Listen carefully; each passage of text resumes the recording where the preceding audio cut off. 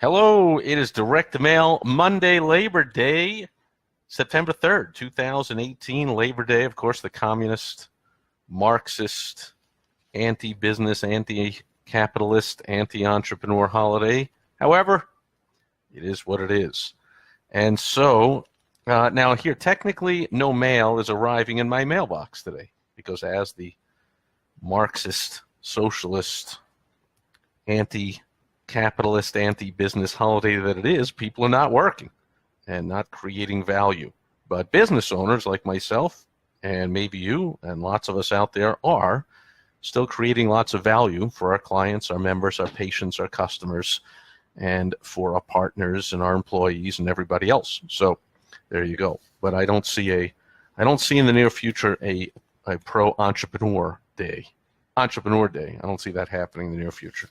And we're fine with it. We don't care. Anyway, let's get right to it. So no mail arrives in the mailbox. However, I know what you're saying. I mean, it probably are. It's what I was thinking. There's still mail arrived over the last week. I could share that. But I'm going to take the opportunity to not share, as I usually do, what's in my mailbox, but give some general tips on direct mail. We'll keep it short and sweet in the spirit of that it is a holiday, and we can all get back to what we're doing. For myself and my beautiful wife, Michelle, we took a nice walk this morning around our neighborhood up in the mountains and took a dip in the pool. And I went through a bunch of stuff, did a little reading, and while I said, let's share some of this stuff. I did a little review. Of course, I've read through the book, but this is a what do you call it? Apologize. This is a reference. It's a reference book, so it's not necessarily meant. It's not meant to, and you don't have to read it in order, cover to cover, from page 1 to the end. You pick a chapter, a topic you like, or just a page, and just dive in and start reading. Has actually, it's 2 pages of table of contents, so probably has about 25, 30 different chapters on all different aspects of direct marketing, including direct mail. And as always on Direct Mail Monday, people that pay attention to these videos, you can learn a lot about all different types of advertising and marketing, not just how to use the U.S. mail or any other country's mail. And that's what this book is. So let me show it to you. And Kevin is here. Great seeing you, Kevin. So this book is a classic must-have. It's only really for serious marketers, not a beginner's type of book. Seems like it would be, right? 2,239 Tested Secrets for Direct Marketing Success by Denny Hatch and Don Jackson. Denny Hatch of Who's Mailing What, right? Expert on all things direct mail. It's 1998, so it's about a 20-year-old book. But, of course, the principles and these, quote, secrets come from decades and centuries of testing and results and knowledge and genius. And because human nature is what it is, they'll be working, almost all of them, for decades and centuries to come.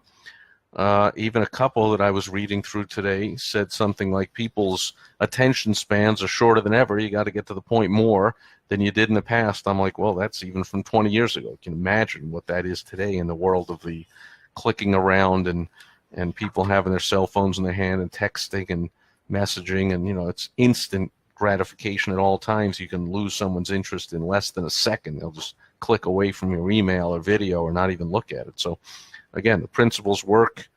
Some can be somewhat changed a little bit, but they have the basics. And so there's a table of contents. Just look at these subjects, folks. General secrets of marketing, general management, alternative media, analysis of results, arithmetic, brochures, catalogs, copy, creative, design, direct mail, envelopes, fulfillment, fundraising. We're only up to the F. You got another page of topics. You can read about guarantees, headlines, internet marketing, lead gen, letters, lift pieces, lists, media, offers. See, now already can see what I was feeling. I said, let's share some tips out of there. And then I realized the usual viewers and people I get feedback from these videos might not even know what a lift piece is. And here's a whole chapter on lift pieces. A lot of people don't even know what's a lift piece. Premium, what's that mean? Space ads. What does that mean? Reply envelopes and cards. I never use those. On and on. And as I read through these, I'm like, beginners won't even understand these. So that's why I caution everyone. You ought to just get it anyway. Have it on your shelf. So I don't remember what I paid for it, but also you might see it's got this cover like it's out of a library. It's even got the old library thing on it there, right? I did not steal this out of my public library. I bought it in a library remnant sale, like they were closing the doors, or maybe they were staying open. They were selling some of their old books or whatever. And you can see back then the purchase price, $40. In Canada, $55. Don't ask me why, but $40. Who knows now? I could have looked it up before the video. Maybe I should have. I don't even know if it's still in print. Maybe some of these books that I have in my library, you have to pay hundreds and hundreds of dollars for, and of course they're worth many times that.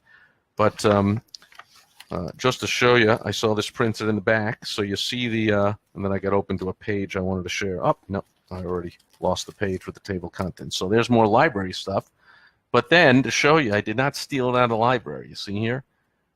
It has this print. No longer the property of whatever Miami County Public Library, which I do not think is Florida, because Florida, the Miami County is Miami-Dade. This might be the Miami, Ohio. Something, I could have looked that up too. Something Miami County Public Library, probably from Ohio, but it's no longer the property of.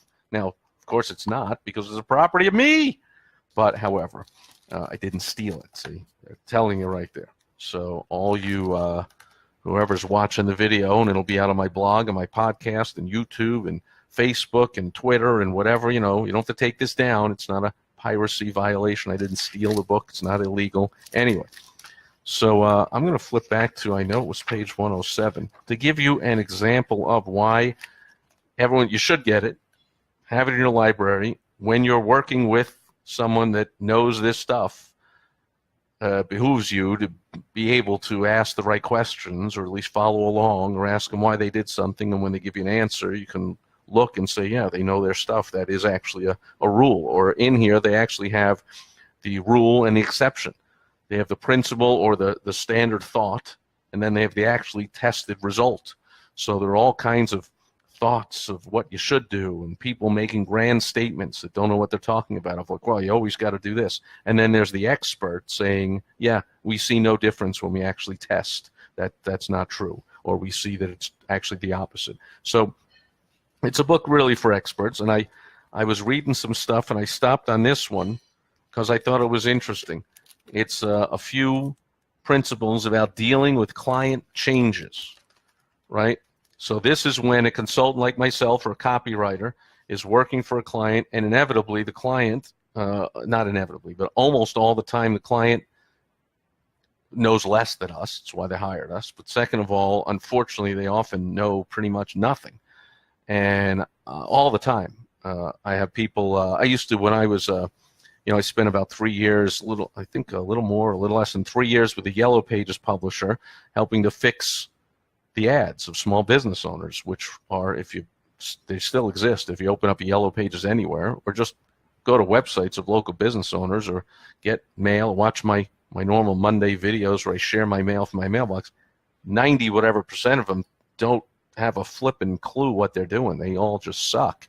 And so naturally, they're arguing with what I'm doing and telling me, oh, that's no good and this and whatever. And that's why I'm saying they wouldn't even understand this stuff. So client change is a big deal to consultants, copywriters, anyone that's helping somebody out with their advertising and the marketing, because we're going to get pushback on any smart thing we do, just about, because by the nature of it being smart, it is unknown by 90-something% of business owners, or all people, because almost everyone is wrong about almost everything.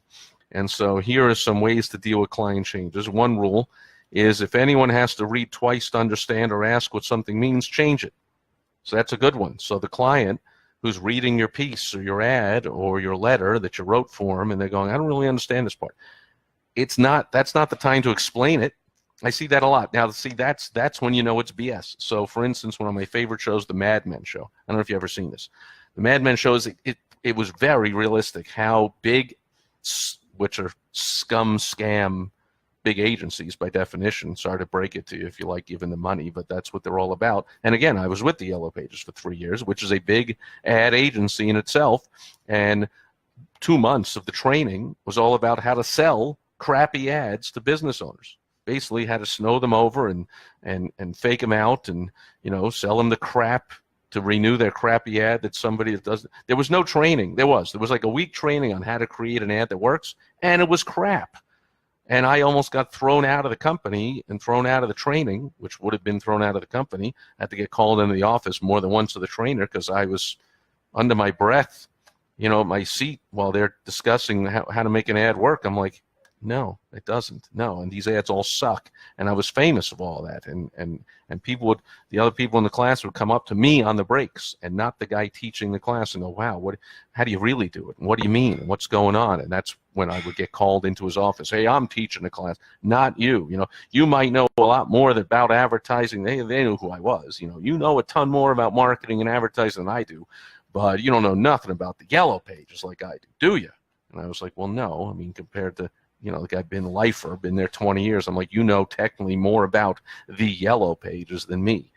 Give me a break. And so there's another one in here I'll talk about as for the Yellow Pages. But basically, that's what happens. We say, here's the thing. We know we got to test it, but we got a good shot that this is something worth putting some money into to test, whether it's online, offline, whatever. We're going to test this thing out. And even if you don't think it costs money, like email, people think email's free. Give you a hint. Have you ever heard the term opportunity cost? How many emails a day do you think you're going to send out?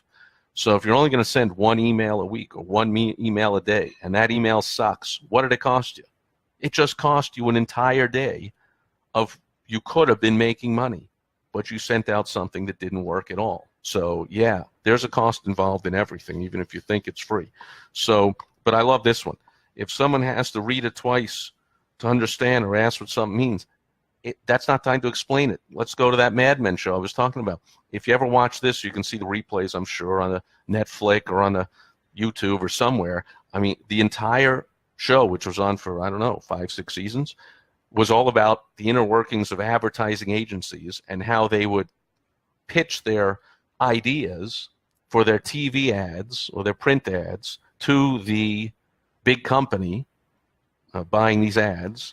And they would invariably, the whole pitch is about, we show you what the ad is going to be, and then we explain it.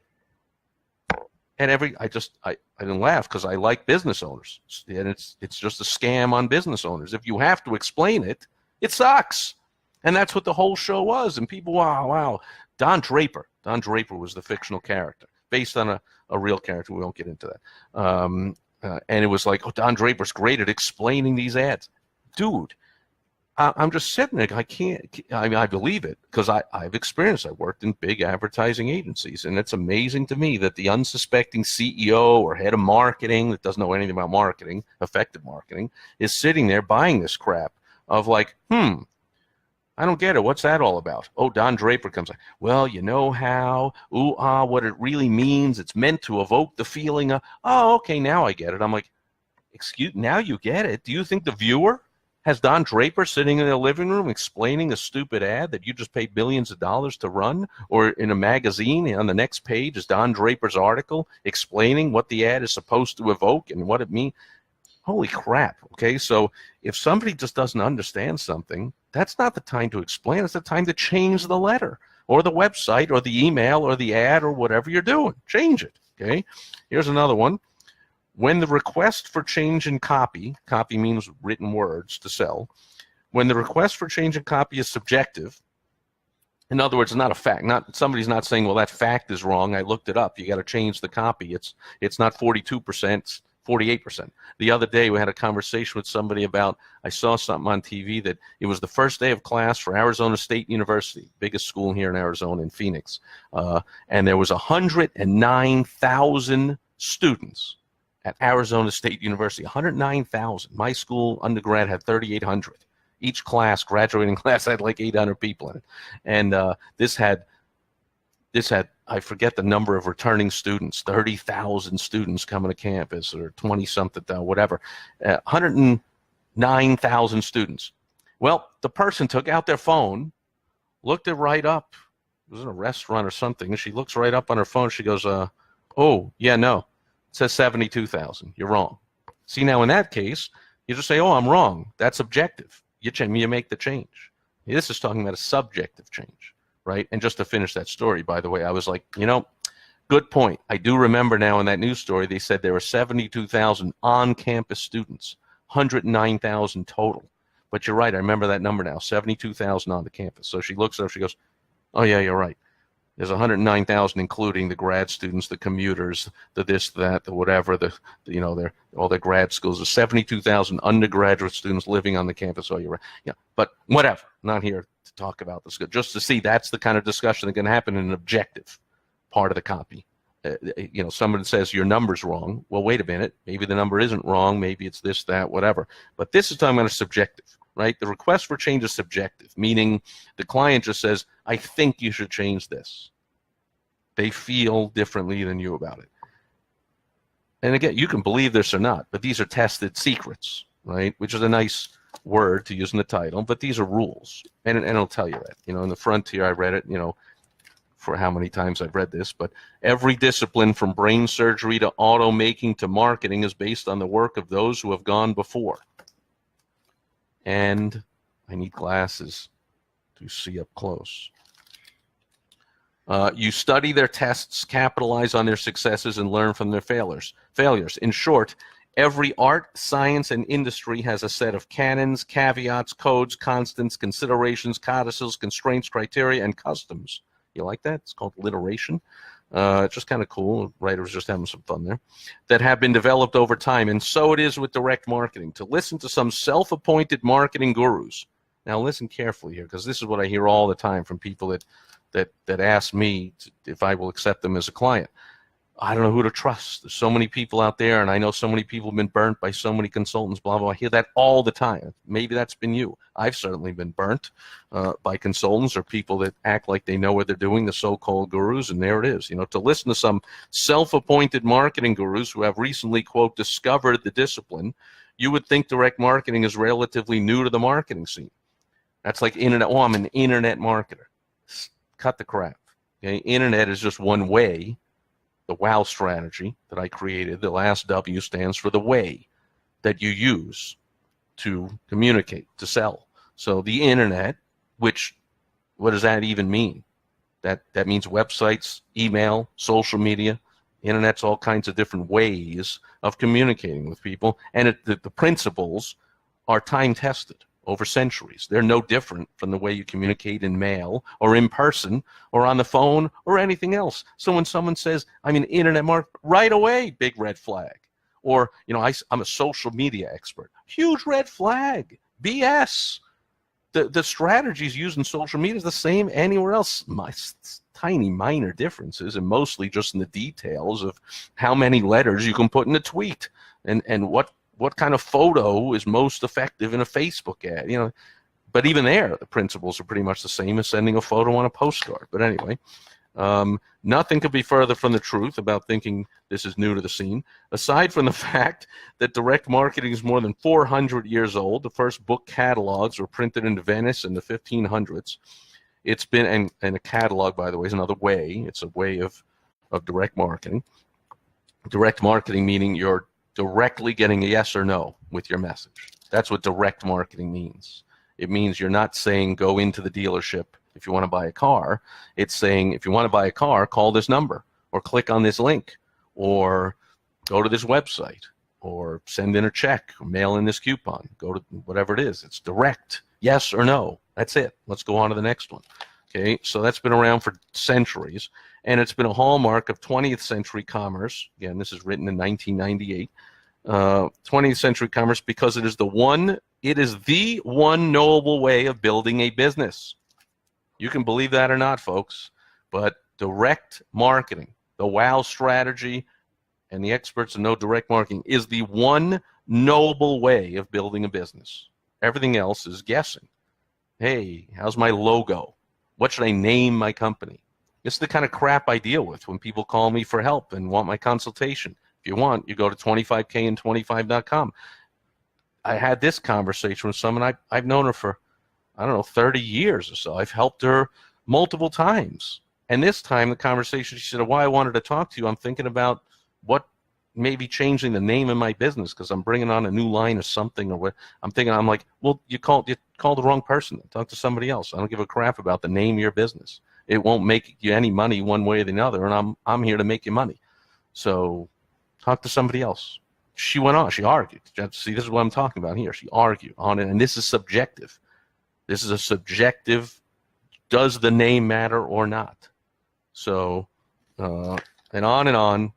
Direct marketing is the business of acquiring customers and donors and getting to know them and keeping track of their transactions, and continuing to delight them by serving their current needs, creating new wants, and above all, persuading them to act to respond to a proposition. And then they talk about the names of all the experts they've assembled in here. And look, it opened right up to the page I was on. So here it is. If anyone has to read twice to understand, you just change it. When the request for copy change is subjective, the writer should prevail. That's it. Okay? Now, sure, you can think there's bias here. The writers here, Denny Hatch, a direct marketing expert, understatement of the millennium, one of the greatest of all time, says, hey, I should prevail between me and the client wanting a subjective change. Hey, the client says, but I think it's important, the name of my company, or I think my logo is important, or I think, and I'm like, yeah, no. Like, so I, the expert, should prevail. The writer's subjective judgment is what the client is paying all that money for. That's all I was thinking on that phone call. I'm like, there's an old friend, and I actually, back from my door-to-door sales days, and she, I actually promoted her into ownership, running her own location. And so we go way back, and she's near and dear to my heart, and I've helped her before, but see, she's not paying me any money. So she's going to sit there and argue. And I'm like, yeah, see, this is what happens when you help out friends or you charge too little. If people, they don't have enough skin in the game, they don't respect what you're talking about, and you can't say to them, hey, you paid me this money. Did you pay me this money to argue with me and do it your way? You just, here's your money back. I mean, just do it your way. You don't need me. I always say, you might hear me say it because I say it all the time. I can't help you build a business slowly. You can do that all on your own. I can't help you put out stuff that is lukewarm and sort of works, and it sucks. Like, you can do all that on your own, and you can grow 5% and 10%. You can survive. You don't have to do that anymore. But for 8 years, business owners' number one goal, and I worked with thousands of them, was to survive. When is this recession going to end? Technically, the recession ended, but that crappy Obama economy for 8 years just continued to suck. And people are like, I just want to survive. Well, do that all on your own. I'm here to help you make unbelievable amounts of money. That's why you pay me the big bucks. That's why you get even bigger bucks, many times bigger bucks in return. And when I can say that to the client, why are you paying me the big money? Is it to argue with what I'm doing?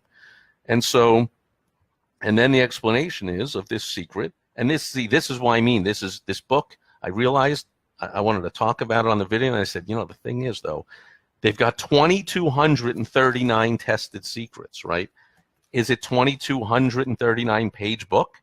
So there's a secret and then an entire page explaining it to the beginner? Of course not. The book's only 300, and before all the footnotes start, it's only 339 pages. That's the whole book, 339 pages. So you got 2,239 secrets in 339 pages. You got like 7 secrets a page. So there's like a secret and then one sentence. So for a beginner, that's why I'm trying to say, beginners still won't understand the principles and the secrets. It behooves you, doesn't have to be me, get somebody that knows what they're doing to do this stuff. And if you want, while they're doing it, making you lots of money, ask them, why'd you do this? Why'd you do that? And a lot of us have courses and help people and teach. My mom was a school teacher. I love to teach. Besides the consulting and the work that I do creating for people and putting out, putting their campaigns together and stuff that works, I also have weekly coaching calls with my clients where I teach. I help people coach them through courses. I have a private online forum where people can discuss things. I meet in person with my clients 3 times a year, and we get together and I teach things and we learn things. But that's different than when you just want the results right away. You can learn it down the road. But so here it's telling the writer, the consultant, your job is to sell. This is what reminded me of the Yellow Pages. When you work to please your client or boss, you aren't doing your job. See, at the Yellow Pages, one of the oldest tricks in the world that the reps talked amongst themselves. I will give them this, it wasn't technically in the training, but it was in the unofficial training. Once you get to the office and you get out of the training, the old dog reps are going to tell you, here's how you really sell. And the number one way to sell was to the vanity of the business owner. In fact, this was also on the Mad Men show. Numerous times, but I remember one in particular. They put, and the show was a comedy and a drama, but it was a comedy. But unfortunately, for people who didn't know, and if you watch the show and didn't know any better, it was incredibly true to life of what goes on selling advertisements to business owners by scum who just want to get their money. And I always said at the Yellow Pages, I wish you could find a way to pay a commission based on the results of the ad, because then all these other reps would be out of work and I'd be making 10 times the money. Because instead, how do they charge? By the size of the ad. Oh, I want to put a full page ad in the newspaper. I want to put 20 spots on the radio, not 5. That's how the ad salesman gets paid, on the volume of the money being paid by the advertiser. What a crappy system that is for advertisers. Do you ever think about that? You AdWords, you're not paying for the results you get. You're paying for the number of times someone clicks. Like lawyers are paying $50, $60, $100 a click sometimes. And I tell them that. They're like, oh, I want to do something. I'm like, do you understand that keyword, personal injury, whatever, this, that, $109 a click? They're like, a click? Yeah. So you better fix your website. You better fix the scripts of the people answering the phone when and if people call, because if it takes 10 clicks to get one person to call, you better be saying the right thing, bucko. You just paid $1,100 for that phone call. You want to convert it into a client, but I digress. So that happened all over the Yellow Pages, and it did happen on the Mad Men. You maybe be able to watch that episode. It was something like they once put a picture in the ad of the wife of the business owner, the CEO, the business owner, with her doggie. I think that's what it was, if I remember correctly. And they were like, he's never going to cancel the ad. How can he cancel the ad? His wife will kill him. And, happy wife, happy life thing. He doesn't want to go home and have his wife go, hey, what happened? You took our doggie and me out of the ad? What the heck? Are you seeing someone? You having an affair? By the way, that whole show, not everyone, but it was all about having affairs and smoking and drinking. I mean, it was a hilarious show, but it was damn true to life, especially I don't know about the having affairs part. I have not experienced that part personally, but the ad agency stuff was very true to life. And I do remember as a kid in the 60s that every home and every table and every restaurant had ashtrays on it, and everyone was smoking and drinking and 3 martini lunches, and that was all the norm. So I assume that the people having affairs part was realistic too. But all that matters to me is the advertising part, having to sell crappy advertising by explaining it. And a great way to sell is by working to please the client instead of doing your job and working to sell and looking at the client and going, you know what? You might want to picture your wife with the doggie in there, and she might want it, but you hired me to sell stuff. And that's what direct response marketing does. Now, again, that the image advertising of the world, that people just get a nice warm fuzzy feeling from a woman holding a dog and everyone's happy and maybe they do buy more. So that's a whole, see, because I just told you the deadly word. Maybe that works. Maybe it doesn't. Direct response works, period. Because you test something, and if it doesn't work, you stop doing it. You do something else. And when you get the testing right and it works, you're printing money.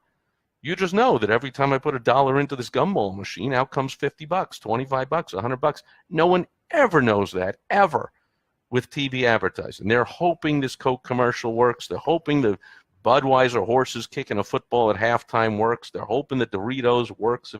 They're hoping and wishing and maybeing, and to run that, they had to be convinced and they can be sold through just trying to please the client. What a load of crap. Next one. Oh, another. This will be the last one of the section. Legal changes are never cast in stone. Okay, if you ever dealt with lawyers, you know they're known in the marketing experts. They're known as the anti-sales department. Lawyers and accountants. Their job is not to sell. They're not forward thinking. See, they're not forward looking. They're backwards looking.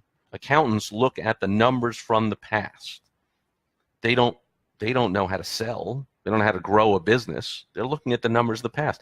I remember growing my first multi-million-dollar business, and the first accountant I hired, and he ran the numbers, and he came in and he showed me and said, businesses in your industry generally only spend this percentage on advertising, and you're spending like triple. And I'm like, okay, thanks for the advice. Number one, it's not spending, it's investing because my ads work. And number two, how do you think I have the money to pay the rent on this office and to hire these employees and to pay you and to pay for these phones and these computers and these copiers and that? How do you think that comes? Okay, so let's leave the building of the business part to me, and you do what you do. You show me the numbers. I'll figure out what to do with them. Okay, I don't need a guy. I mean, how many businesses, multi-billion-dollar businesses had he built?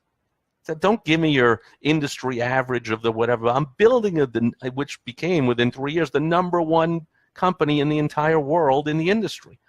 So yeah, I probably spent more and invested more money into the marketing and advertising my business than any of those other companies, and I built it to number one. Pretty sure that's how it works. Marketing is what brings in the money, dude. But lawyers also, they're the anti-sales department. Oh, you can't say that. Oh, be careful. Look, my job is not to,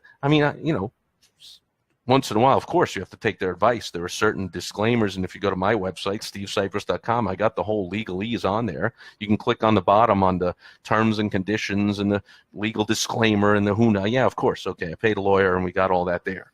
But when you're telling me to make changes in the copy, in the wording of the email or the ad or the website or the brochure or the phone script or whatever you're doing, and lawyers get involved, ouch. So here is the secret.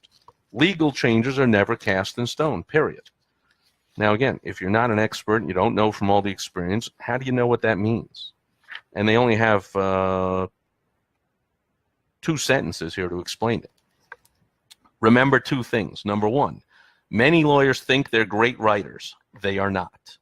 And number 2, and I have plenty of lawyers as clients, and I can tell you straight out, that's true. They think they know what they're doing, building their practice and marketing and advertising, and they argue with me, I don't want to do that, and I don't, and they suck. Number 2, general rule. Number 2, all lawyers, all in italics, all lawyers love to negotiate. Try to talk directly to the lawyer who's making the changes and find out what the real problem is. Then negotiate alternative ways of dealing with the matter. See, our job is to sell. So if the lawyer says, but you can't say this, I hear this all the time, by the way, even from business owners. Failure business owners will push back on something I recommend that I've done with other heavily regulated industries, right? Financial advisors and all the investment people, lawyers, accountants, doctors, they're heavily regulated on what they can and cannot say or do in their marketing, advertising. No, lawyers can't do that. Lawyers can negotiate, explain, say, yeah, you can. I'll give you just one example, and then that's the end of that section. Okay, here's an example. I say to a lawyer, really good way of making your offer more irresistible. That's the O in the WOW strategy, right? So now we covered the last W, the way, and the middle letter, the O, stands for the irresistible offer. And they talk about that in here. And they say something like, when they talked about the offer was funny. They had a quote from Claude Hopkins of like, if the offer doesn't make them feel like an idiot when they say no, it's not a good offer. And someone else said, it's the offer, stupid. And anyway, we'll cover that some other day. But the irresistible offer. And so I'll say, why don't you add in a guarantee? And a lawyer, would undoubtedly, almost all of them will just come right at me and go, lawyers can't do guarantees. We can't guarantee.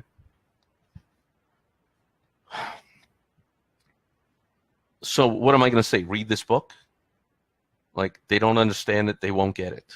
Like, even if this was the first lawyer I'm dealing with. It's not. I've helped hundreds of lawyers, and I've helped them have guarantees in their marketing. So for a lawyer to say to me, knowing, because it's very likely when I accepted them as a client that they had asked me, have you ever worked with lawyers before? Or they saw testimonials from lawyers, which I have hundreds of testimonial videos on YouTube. They've seen them on my websites. Maybe they talked to another lawyer that I may help make ridiculous amounts of money. So they know I've helped lawyers make lots of money. And then I say, you should have a guarantee. And they just, I mean, they're intelligent. Lawyers are some of the smartest people there are, right? And by the way, I do have a law degree. So not only do I know lots of lawyers from working with them in marketing, but I went to school with hundreds of lawyers.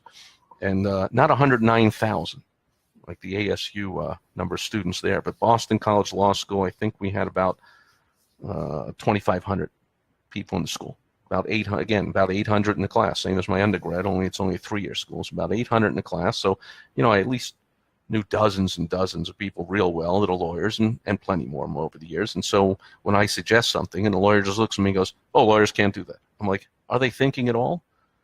So did I really just suggest something that can't be done? Am I an idiot suddenly? Is all the lawyers I know and that I've worked with and that help make lots of money, and I just said something that isn't true? So, they always got to think they're right. They think they know what they're doing.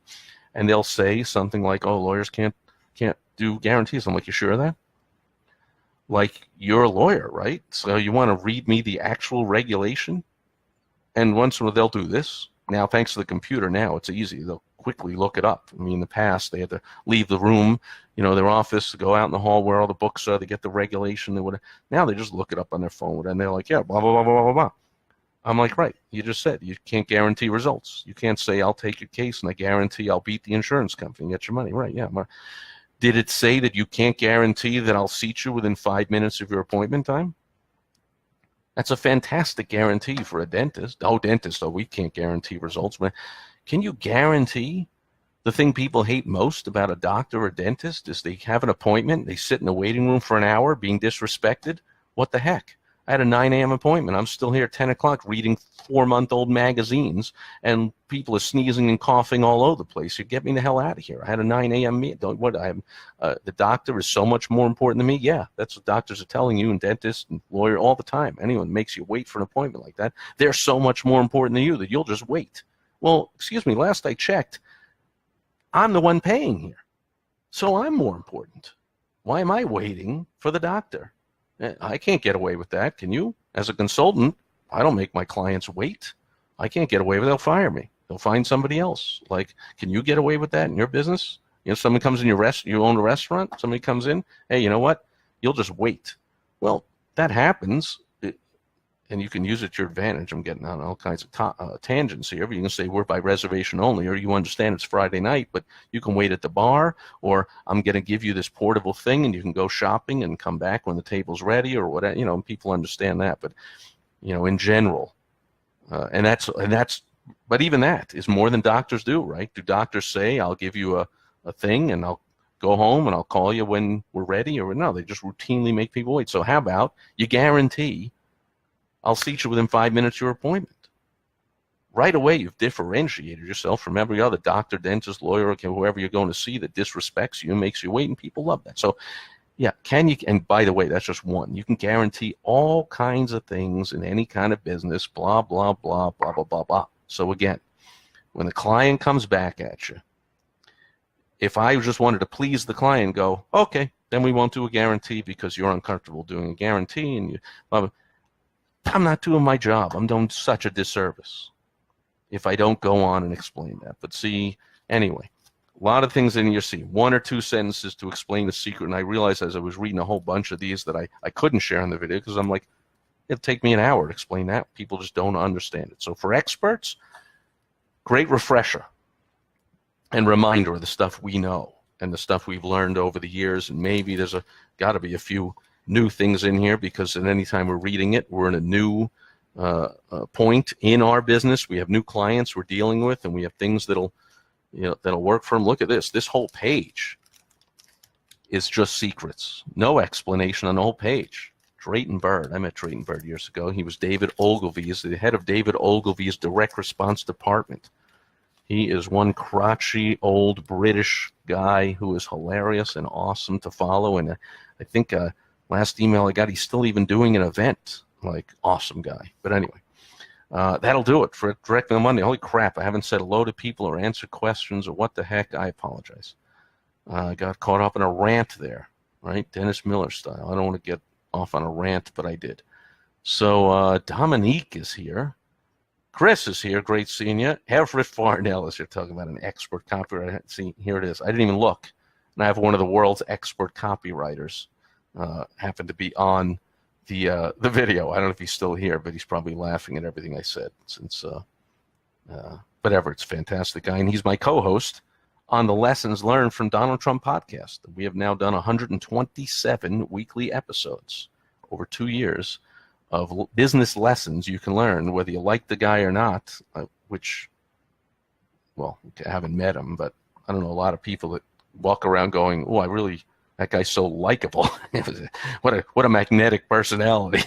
But or whether you like his politics or not, or anything he does, there's business lessons to be learned from what he does. I co-host that podcast with Everett Farnell. Phil Brakefield is here. Jeremy Danley is here. And Mark Polis is here. Great seeing you, Mark. Alan is here, and Gloria's here, and a bunch more people. And I thank you. I see a lot of likes and all that. And let's go to a couple of questions, comments, concerns. Kevin says, good morning from Kryptonia headquarters in Davao, Philippines. Kryptonia. Maybe that's a company you work for? Sounds kind of cool. It's like you're defeating Superman, right? Kryptonite. And you say good morning, but aren't you like, oh yeah, right, it's like 9 a.m. or something. You're like 14 hours ahead or something, or 15 or 16. It's like morning out in the Philippines. Very nice. I forgot it's already late in the day here. I was going to do this early today, and it's already 5:30. Who knew? Kevin says, nice. Apologize again. I wasn't paying attention to whatever you're commenting on. That teacher had not, quote, not invented here syndrome. I talk about a teacher on here? Maybe I did. I talked about a teacher who had, quote, not invented here syndrome. I think, yeah, I like that, the way you're putting that. I think that stands for I don't understand it because I didn't come up with it. Not invented here, so I'm just going to argue with it and not understand it. And there's a saying, maybe you heard it, whatever you're not up on, you're down on. Right? If you don't understand something, you're going to argue with it and claim it isn't true. So get books like this. Get the books for beginners. If you want, contact me. Twitter, Facebook. Go to helpfromsteve.com, and I'll give you a whole list of beginner books, intermediate books, and expert books to read and to follow, and courses to get, and people to follow and pay attention. And, Everett, who's a client of mine, but you can hook up with people like Everett who are brilliant copywriters and learn a lot from them. Just give him some money, and he'll write some stuff for you. You'll make a ton of money, and then he'll, if you want, he'll explain how he did it. Now, what I found most of the time, and I think Everett would tell you too, is people might think, the business owners might think they want to learn what he did and whatever, and they don't really care. I mean, so I'll do something, and they might be asking before we actually mail it out or send the email or post the website or do the phone script or whatever, why and how and who knows.